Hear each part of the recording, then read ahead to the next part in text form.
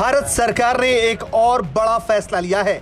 यह फैसला फिर आपकी जेब से जुड़ा हुआ है। भारतीय रिजर्व बैंक ने सबसे बड़ी करेंसी 2000 रुपए के नोट पर बड़ा फैसला लिया। रिजर्व बैंक के मुताबिक 2000 रुपए का नोट लीगल टेंडर तो रहेगा, लेकिन इसे सर्कुलेशन से बाहर कर दिया जाएगा। भारतीय रिजर्व बैंक ने देश के बैंकों को सलाह दी कि 2000 रुपए के मूल्य के नोट को तत्काल प्रभाव से जारी करना बंद कर दिया जाए। क्लीन नोट पॉलिसी के तहत रिजर्व बैंक ने यह फैसला लिया है। 30 सितंबर 2023 तक 2000 रुपए के नोटों को बैंक में जमा कराया जा सकता है। रिजर्व बैंक ने साल 2016 में हुई नोटबंदी के बाद रिजर्व बैंक ने 2000 रुपए के नोट को जारी किया था। बीते कुछ महीनों से मार्केट में 2000 रुपए के नोट कम नजर आ रहे हैं। लोगों का कहना था कि एटीएम से भी 2000 रुपए के नोट नहीं निकल रहे हैं। इस संबंध में सरकार ने संसद में भी जानकारी दी थी। रिजर्व बैंक ने अपनी वार्षिक रिपोर्ट में 2000 रुपए के नोट को लेकर बड़ी जानकारी दी थी।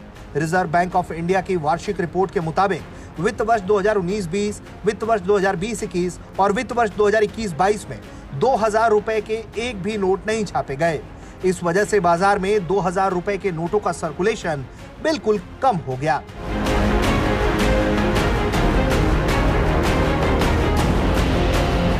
आठ नवंबर 2016 को पीएम नरेंद्र मोदी के ऐलान के बाद 500 और 1000 रुपए के सभी नोट चलन से बाहर हो गए थे। इन करेंसी की जगह रिजर्व बैंक ने 500 और 2000 रुपए के नए नोट जारी किए थे। रिजर्व बैंक का मानना था कि 2000 रुपए का नोट उन नोटों की वैल्यू की भरपाई आसानी से कर देगा जिन्हें चलन से बाहर कर दिया गया था।